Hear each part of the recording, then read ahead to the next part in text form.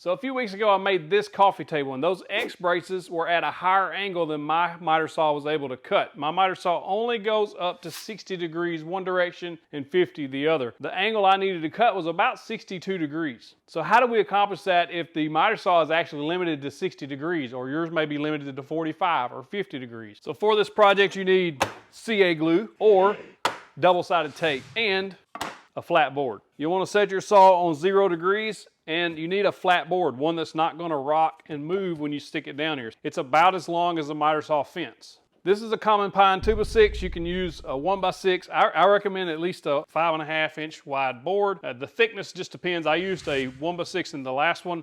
The thicker piece that you're going to be cutting, the thicker this should be, up to about 1.5 inches. The reason you want a flat board to make sure it's no rocking and moving, you're going to need something stable to stick to your miter saw. If this thing is moving and rocking, it won't stick on one side or the other. You can use double stick tape.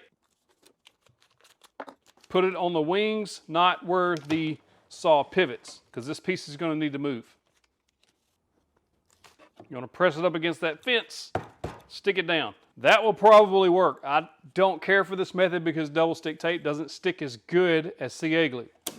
See how easy that come up? I actually made a YouTube short about this a few weeks ago, but a lot of people said because it was in that 60-second format, it was hard to understand and I didn't explain it well, so I want to explain it better in this one. I'm going to use Starbond medium thick in clear. A lot of people wanted to know if it would come up. You see, I've previously done this a few times on here and it's never stuck. You can use, I use a decent amount. Somebody said this was too much. Too much is not enough, right? I'll spray the board with the activator, then we'll set it in place. We've let that set for about 60 seconds, so now it's really good and dry. Now we're gonna take the saw and move it to 45 degrees this way. We're gonna make a cut. Now we're gonna move it to 45 degrees the other way. Now you're just gonna remove this piece that you just cut. Move the saw back to 0.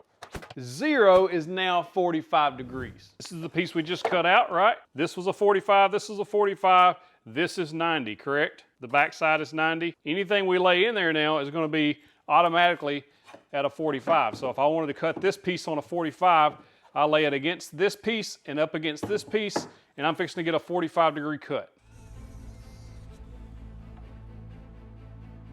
45 degree cut. Let's say I need to cut this on 65 degrees. That's 5 degrees more than my saw can actually cut without this jig, which will now be 20 degrees on the saw, because if we start out at 45 and we add 20 degrees, that gives us 65 degrees. Lock it down at 20. You're gonna hold it tight against this fence and tight against the fence up here, or the board that's now our fence. That is a very steep angle that this saw couldn't have cut without this method. 25 plus 65 is a 90 degrees. Now, I actually had several comments saying that the CA glue wouldn't come off of this saw, it was gonna ruin it. Not true, Brown-Eyed Sue. Just take your little rubber mallet. The glue's actually stuck to the board. Let me show you. Even if it sticks to the saw, we can get it off easily. This side's clean as a whistle. See how much better CA glue sticks than double-sided tape? It's actually on the board.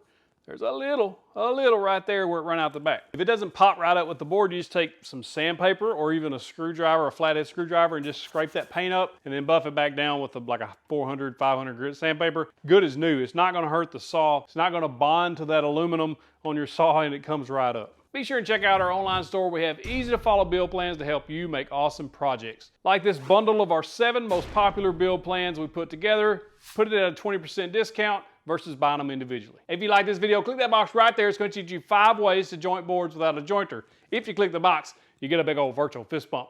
Also, another one of my favorite tips and tricks videos right there.